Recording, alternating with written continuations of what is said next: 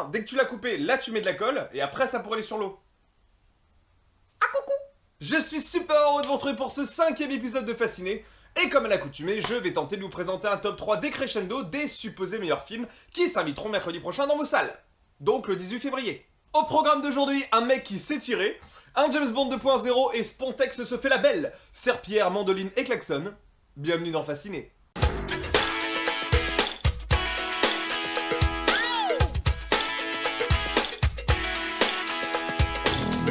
Même si mon choix était tiraillé entre le cœur et la raison, voici le numéro 1.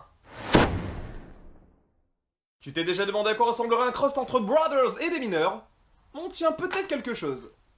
Après les chefs-d'œuvre que sont $1 Million Baby ou encore Gran Torino, l'immense, que dis-je, l'unique Clint Eastwood repasse derrière la caméra pour nous concocter une œuvre intelligente et corrosive à la fois, qu'on se plaira à croire d'excellente.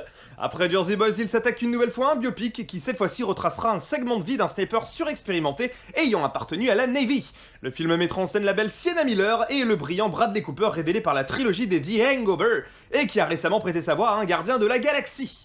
Pour évoquer un tant soit peu le synopsis, eh bien Chris Kyle est un tireur d'élite précis et adroit qui est envoyé sur le front irakien pour aller protéger ses homologues. Ses talents incontestables et incontestés font rapidement écho, allant même jusqu'à s'inviter aux oreilles de ses adversaires, ce qui lui vaudra à la fois d'avoir sa tête mise à prix et d'être surnommé la légende par les siens. Au-delà du sang, de la peur et des larmes, le film fait état des ravages psychologiques et des séquelles irréversibles qui hantent les soldats après qu'ils aient quitté le champ de bataille et rejoint leur famille. Les remords sont les pires ennemis d'un ancien combattant et Eastwood tente de démontrer combien un foyer somme toute banal et heureux peut être irrémédiablement détruit par un tel fléau. Et donc, pourquoi American Sniper? Eh ben déjà dans un premier temps parce que, sauf rare erreur, la filmographie eastwoodienne en tant que réal est irréprochable. Et il est autant attendu qu'un Scorsese, qu'un Tarantino ou un Fincher. Donc inévitable. D'autant plus que le sujet semble le toucher tout particulièrement et qu'il souhaitait impérativement le réaliser aux grandes dames de Steven Spielberg qui a dû quitter le projet peu de temps avant son commencement. Pour l'instant, la bande-annonce semble tenir toutes les promesses émises par la Warner quant à la qualité du film, mais pour s'en assurer, rendez-vous mercredi. Et tout de suite, le maintenant si...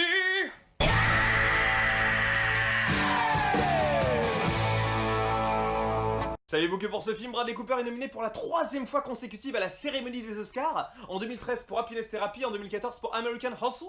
Non? Eh bien... Maintenant si...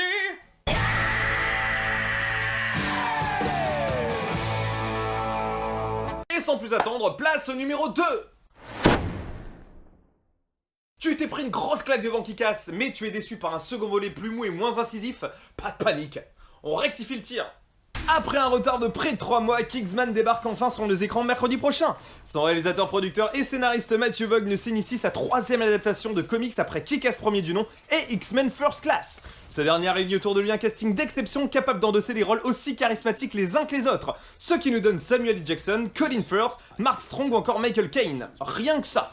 Notons l'absence de DiCaprio qui devait pendant un temps camper le rôle de l'antagoniste mais qui s'est finalement désisté. Côté synopsis, eh bien Kingsman est une agence des services secrets qui œuvre dans l'ombre la plus complète et qui décide de recruter du sang neuf pour diversifier son collectif. Ils approchent un certain Gary en qui ils décèlent un potentiel indéniable et lui font passer une ribambelle d'épreuves pour s'assurer qu'il mérite bien sa place au sein des Kingsmen et ainsi défendre le monde contre l'abominable Richmond Valentine.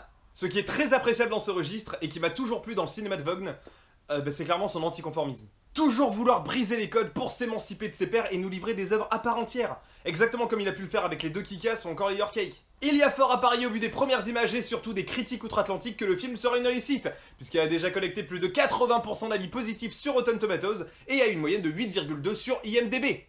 Mais bon, espérons pouvoir confirmer ça mercredi prochain. Et donc, pourquoi Kingsman? Eh bien, à l'heure où le genre héroïco-fictionnel submerge, et c'est pas peu dire, nos écrans de cinéma, je pense qu'un holà créatif et détourné sera une bonne dose d'oxygène. Le conventionnel et le consensuel commencent peut-être un peu trop à peser sur le cinéma d'action, alors profitez-en. Même si le prochain Guy Ritchie sera dans la même veine, c'est pas forcément de trop, hein. Du cinéma d'action, ok, mais de bon goût, c'est plus meilleur.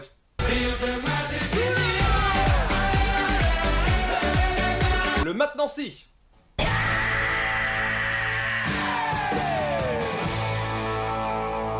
Saviez-vous qu'Elton John, Lady Gaga, Adele ou encore David Beckham devaient tenir des rôles importants dans le film avant qu'ils ne soient réorientés? Non, eh bien, maintenant si.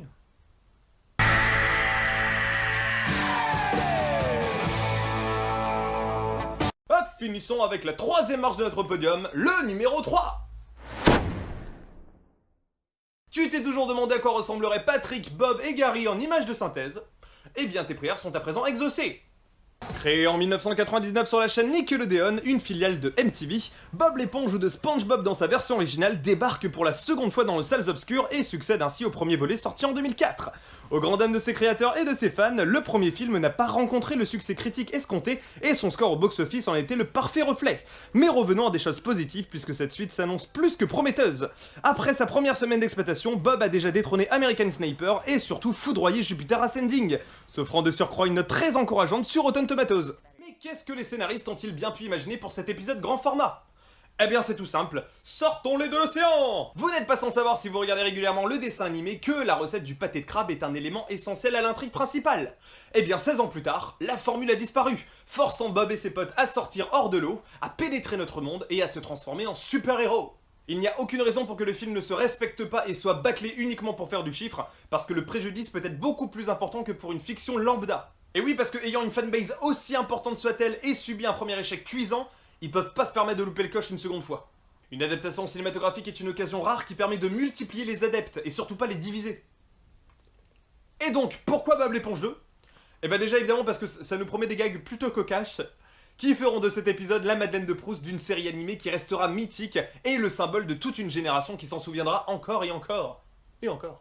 Et si vous n'avez encore jamais eu la chance de tomber dessus ou alors de vous arrêter sérieusement sur un épisode, eh bien ce sera la possibilité pour vous de découvrir ces personnages et cet univers complètement atypique et singulier qui vous enchanteront peut-être plus que vous ne le soupçonnez. Et pour clore tout ça, le maintenant si la famille.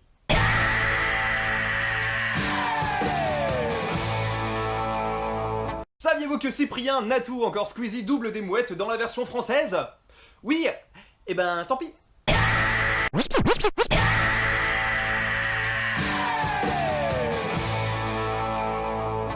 Voilà. Merci à vous d'avoir suivi cette chronique. J'espère vous avoir donné l'envie d'aller voir au moins l'un de ces 3 films. Sinon, bah, allez à Disney. Bisous, bisous. Portez-vous bien. Ciao. Et rendez-vous dans les salles obscures. J'espère que ces films vont vous fasciner.